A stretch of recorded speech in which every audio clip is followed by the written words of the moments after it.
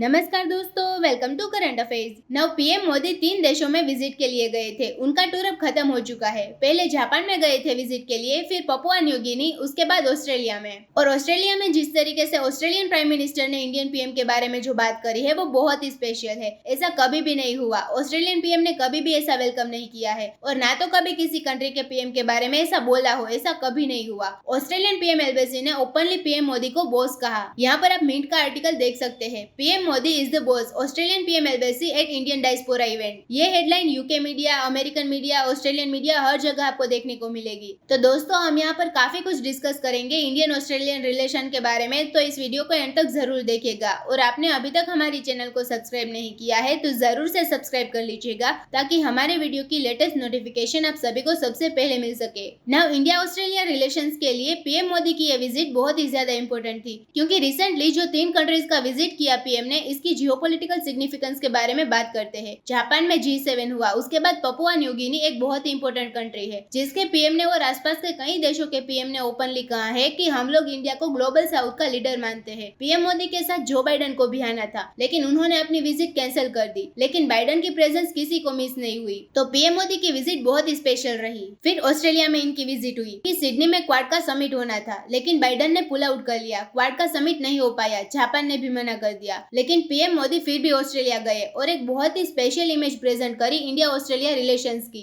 यहाँ पर ऐसा नहीं है कि इंडिया ऑस्ट्रेलिया रिलेशंस क्वाड पर बेस्ड होगा, चाइना का कोई इश्यू होगा, ऐसा नहीं है। इंडिया ऑस्ट्रेलिया के रिलेशंस का सबसे बड़ा पिलर है ट्रेड। अगर इंडिया और ऑस्ट्रेलिया बहुत ही जल्द एक ट्रेड एग्रीमेंट साइन कर ले तो दोनों कंट्रीज का ट्रेड इवेंचुअली आने वाले कुछ सालों में $100 बिलियन तक जा सकता है। हो सकता है कि आने वाले समय में इंडिया और ऑस्ट्रेलिया दोनों एक दूसरे के टॉप 5 ट्रेडिंग पार्टनर्स में आएंगे। लेकिन यहाँ पर बहुत सारे आर्टिकल्स पब्लिश हो रहे थे कि India Australia free trade pacts की बातचीत होगी जून जुलाई में और दिसंबर तक ये ट्रेड पैक्ट साइन हो जाएगा। लेकिन इंडिया ऑस्ट्रेलिया ने एक फ्री ट्रेड एग्रीमेंट साइन तो कर लिया, तो वो क्या था? इंडिया ने 2 अप्रैल 2022 में ECTA साइन किया था। ECTA मतलब कि economic cooperation and trade agreement, जिसके अंडर दोनों कंट्रीज ने बहुत ही आइटम्स के ट्रेड पर अपना जो टैरिफ की ड्यूटी है ये कम कर दी थी। और ऑस्ट्रेलियन डॉलर के हिसाब से इंडिया ऑस्ट्रेलिया का ट्रेड $46 बिलियन के आसपास आपको देखने को मिलेगा। और ECTA साइन करने के बाद एक बड़ा जंप आ चुका है। अब इसके आगे दोनों कंट्रीज एक और फ्री ट्रेड एग्रीमेंट साइन करने की कोशिश कर रहे हैं। इसका नाम है CECA, comprehensive economic cooperation agreement. ये एग्रीमेंट सिर्फ गुड्स टैरिफ्स को कवर नहीं करता, ये कॉम्प्रिहेंसिव है। इसके नाम से ही आप समझ जाओगे। इसमें सर्विस सेक्टर, उसके अलावा इन्वेस्टमेंट्स और भी कई सारी चीजें ऐड करी गई है। और इस एग्रीमेंट की सबसे ज्यादा स्पेशल बात यह है कि एक मिशन की तरह दोनों देश $100 बिलियन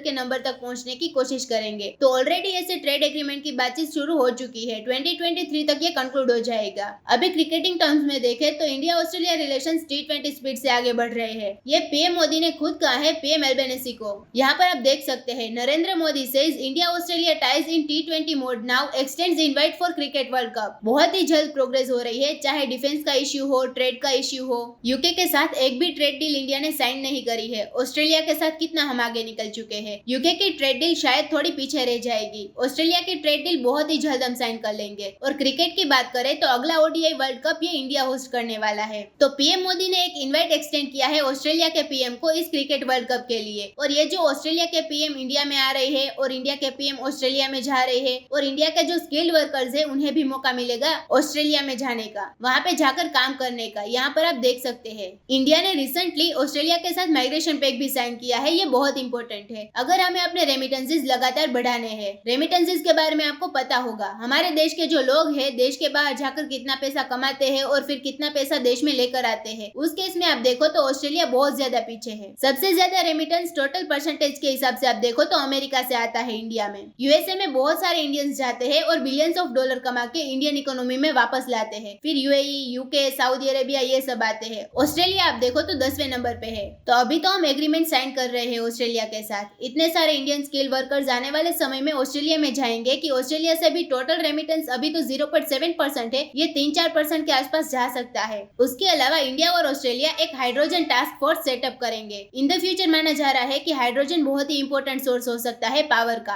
हाइड्रोजन फ्यूल सेल वाली कार के बारे में आपने सुना होगा, एलोन मस्क इसको स्टूपिड कहता है। बहुत सारे कंट्रीज है जो मानते हैं कि हाइड्रोजन से बहुत सी चीजें कर सकते हैं। रिसेंटली ऑस्ट्रेलिया ने पहली dual fuel hydrogen power plant बनाकर दुनिया को शॉक कर दिया था। इन्होंने एक बड़े एरिया के इलेक्ट्रिसिटी एक hybrid hydrogen turbine electricity grid से प्रोवाइड करवाई। तो ऑस्ट्रेलिया इस मामले में बहुत आगे निकल चुका है। ये हाइड्रोजन टास्क फोर्स है, ये इंडिया की हेल्प करेगी। काफी सारी रिसर्च हो चुकी है हाइड्रोजन से रिलेटेड, हाइड्रोजन एनर्जी से रिलेटेड। ये in the future Australia share करेगा इंडिया के साथ और दोनों कंट्रीज मिलकर बहुत सारे रिसर्च पर काम करेंगे। तो दोस्तों इसी नोट के साथ वीडियो करते हैं खत्म। उम्मीद है यहाँ पे आपको काफी कुछ जानने को मिला होगा। Thank you for listening.